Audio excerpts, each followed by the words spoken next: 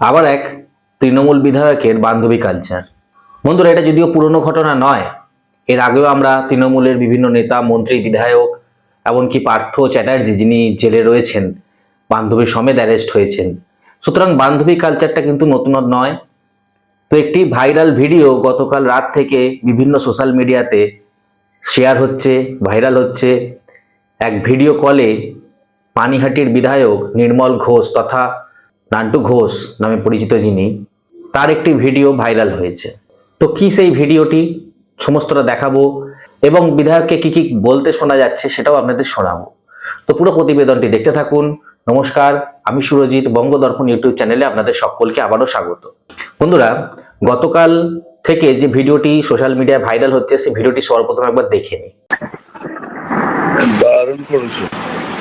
আরে বাহ, क्या बात। কোথায় যাচ্ছ? কোথায়? বাবা, যাও। দারুণ, ভালো থেকো। তো দেখলেন দর্শক বন্ধুরা, তৃণমূল বিধায়ক, পানিহাটি তৃণমূল বিধায়ক নির্মল ঘোষের ভাইরাল হওয়া ভিডিওটি। এখন প্রশ্ন উঠে যাচ্ছে দুটো।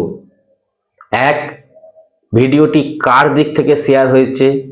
যেহেতু এটা হোয়াটসঅ্যাপ ভিডিও কল, সুতরাং বিধায়ক এবং ওই যুবতী এই দুজনের ফোন থেকেই একমাত্র এটি অপারেট হয়েছে। তো অবভিয়াসলি এখানে কোনো থার্ড পার্টি কেউ যেহেতু ছিল না, সুতরাং এই দুজনের সাইড থেকেই, কারোর না কারোর সাইড থেকেই ভিডিওটা রেকর্ড হয়েছে এবং সেটা শেয়ার হয়েছে। এখন প্রশ্ন দুই, ভিডিওটি ভাইরাল করার উদ্দেশ্যটা কি? এখন যে ভিডিওটির মধ্যে এখন এটা সোশ্যাল মিডিয়ায় শেয়ার হয়েছে, বিভিন্ন জন বিভিন্ন কমেন্ট করেছে। আমি কমেন্টগুলো আপনাদেরকে পড়াতে বা দেখাতে পারছি না। অনেকেই কমেন্ট করেছে যে বয়স্ক মানুষ, বুড়ো দাদু, তার কচি বান্ধবী, মানে বিভিন্ন এরকম টাইপের কমেন্ট। তো এইগুলো শেয়ার মানে আপনাদের আমি দেখাতে পারছি না। তো মেয়েটি একদমই যুবতী। আমি জানি না তাদের মধ্যে কি সম্পর্ক, হতে পারে তাদের ফ্যামিলি সম্পর্ক হতে পারে, তবে কথাবার্তার ধরন বা কথাবার্তার আকার ইঙ্গিত কিন্তু সেটা বলছে না। মেয়েটি ওদিক থেকে হেসে হেসে যেরকমভাবে একটা কথা বলছে, এটা কোনো বন্ধু বান্ধবীদের মধ্যেই কিন্তু এরকম টাইপের কথা হয়। ফ্লাইং কিস দিচ্ছে আমাদের বিধায়ককে দেখা যাচ্ছে। এখন চুম্বন অনেক ক্ষেত্রে অনেক রকমভাবেই দেওয়া যায়, কিন্তু এক্ষেত্রে কি উদ্দেশ্য নিয়ে দেওয়া হচ্ছে সেটা তারাই বলতে পারবে। অনেক ক্ষেত্রে বিভিন্ন কর্মসূত্রের জন্য নেতা মন্ত্রীদের কাছে অনেক যুবক যুবতীরা যায়, যাওয়াটার মধ্যে কোনো অন্যায় নেই, যেতেই পারে কাজের সোর্সে, কাজের জন্য। কিন্তু সেটাকে যদি মিসইউজ করে কোনো যুবক বা যুবতীর দুর্বলতার সুযোগ নিয়ে কোনো বিধায়ক বা মন্ত্রী এরকমভাবে যদি তাদের দুর্বলতার সুযোগ নেয়, তাদের সাথে বান্ধবী রিলেশন, তাদের সাথে গভীর রিলেশনের মধ্যে যায়, তাহলে সেটা কিন্তু খুবই অন্যায় এবং খুবই দৃষ্টিকটু লাগে।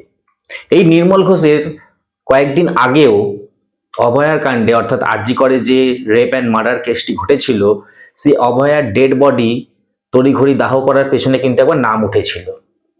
আপনারা জানেন সকলেই যে আরজি করের মৃত অভয়া চিকিৎসক যিনি রয়েছেন, তার বাড়ি কিন্তু সোদপুর ঘোলায়, আর এই বিধায়ক হচ্ছে সোদপুর পানিহাটি। অর্থাৎ লোকাল বিধায়ক হিসেবে কিন্তু তিনি মার্নিংঘাটে, অর্থাৎ শবদাহ যেখানে করা হয়েছিল সেখানে উপস্থিত ছিলেন এবং এই নিয়ে কিন্তু অনেকটা কথাও গড়িয়েছিল, অনেক কথা এর মধ্যে এসেও ছিল, এই বিধায়কের নাম কিন্তু উঠেছিল।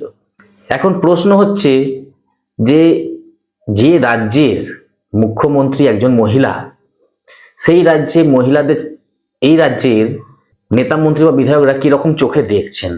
এর আগে আমরা পার্থ চ্যাটার্জির ক্ষেত্রেও দেখেছি, রেশন দুর্নীতি কাণ্ডে জ্যোতিপ্রিয় মল্লিকেরও বান্ধবীর কথা শুনেছি। তো বান্ধবীটা কি এখন কালচার?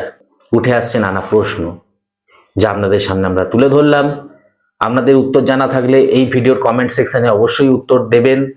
ভিডিওটি ভালো লাগলে লাইক করবেন, শেয়ার করবেন এবং এই ছোট্ট চ্যানেলটি সাবস্ক্রাইব করে পাশে থাকবেন এরকমই নিউজের প্রতিদিনের আপডেট পাওয়ার জন্য। ধন্যবাদ।